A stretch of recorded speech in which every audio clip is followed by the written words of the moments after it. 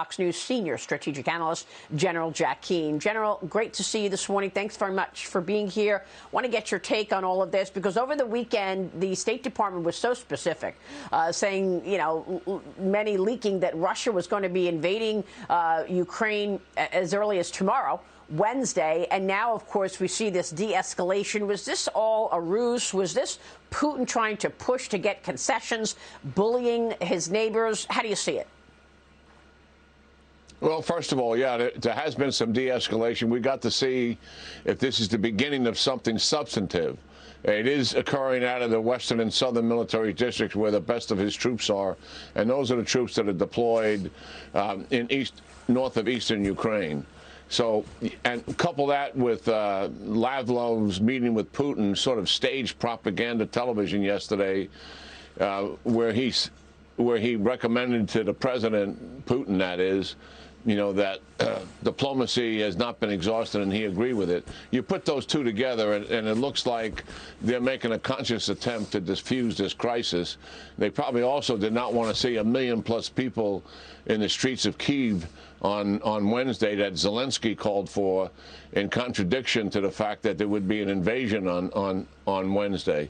So, yeah, this is obviously a step in the right direction, something we've been looking forward to and hoping would happen, to be frank about it. We certainly did not want to have a military occupation of Ukraine and the casualties that would take place as a result of it. But we got to take a look and see if this is really substantive, and is it going to be lasting. Remember, these troops have been on the border of Ukraine, Maria, going all the way back to March of 21. In some capacity. They had 70 to 90,000 then. There's 140,000 there now. But yes, step in the right direction for sure. Yeah, which is why I questioned it over the weekend, because it was just too coincidental that, you know, on the day that the Durham investigation drops a filing that indicates Hillary Clinton paid an outside technology company to hack into the office of the president. Here you have Jake Sullivan, the guy who was pushing the collusion lie for so many years, telling us that they're going to invade by Wednesday. And so I think you make such an important point that these troops have been there for months, and we are waiting to see a resolution. Good to know that it's going in the right direction, but at the end of the day, are we about to give Putin more concessions? What does he want? Well, what Putin wants is pretty clear. He wants to really have Ukraine under his sphere of influence rather than the West. That's what this is all about. This is his third anti-Russian government that he's experienced since the people ran his stooge out of Ukraine in 2014, Yanukovych. And each successive government that has come into play has been more anti-Russian than the one before it. Zelensky, who I think Putin has significantly underestimated, he came in as a comedian, television performer, and entertainer. I think Putin looked at him as a lightweight, but Zelensky has more than measured up. This is one tough guy. And Putin, in hours of negotiation with Zelensky, American people aren't aware of it, Zelensky has never moved over there. What Putin has wanted is control over those eastern provinces that are in the Donbass region. And he's been unmovable on it. The other thing is he wanted a quiet accession from Zelensky that he would never pursue a NATO membership.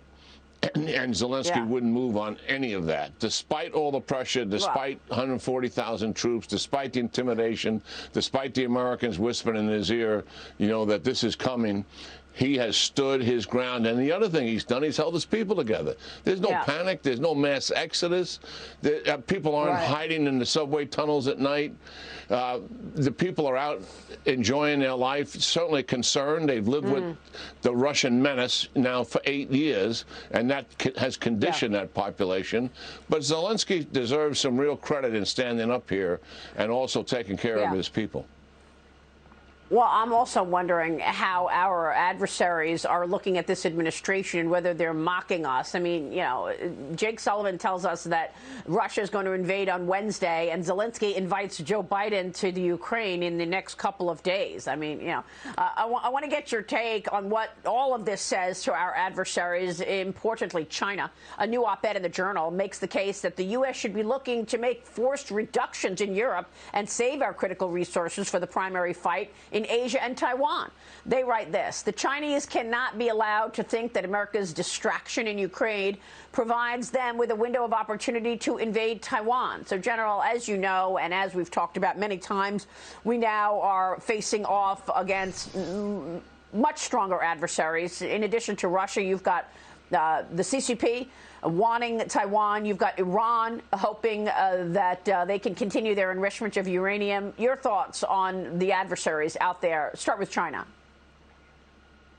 No, China is absolutely our #1 strategic threat. The Secretary of Defense said it's the pacing item for the Defense Department. All of that makes sense.